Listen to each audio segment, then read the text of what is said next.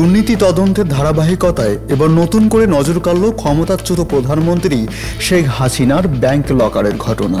দীর্ঘদিন ধরে আটকে থাকা লকার দুটির ভেতরে কি আছে তা নিয়ে চলছিল জল্পনা। শেষ পর্যন্ত আদালতের নির্দেশে মঙ্গলবার রাতে ম্যাজিস্ট্রেটের উপস্থিতিতে অগ্রণী ব্যাংকের প্রধান শাখার লকার খোলা হয়। তখনই বেরিয়ে আসে বিপুল পরিমাণ স্বর্ণালংকার। লকার দুটি খুলে এসব স্বর্ণালংকার জব্দ করা হয়। এনবিআর এর কেন্দ্রীয় গোয়েন্দা সেল ও দুদকের যৌথ টিম শেখ হাসিনার নামে থাকা অগ্রণী ব্যাংকের 751 ও 753 নম্বর লকার দুটি খুলে 832 ভরি স্বর্ণালংকার জব্দ করে। এর আগে গত 17 সেপ্টেম্বর লকার দুটি তদন্তের অংশ হিসাবে জব্দ করা হয়।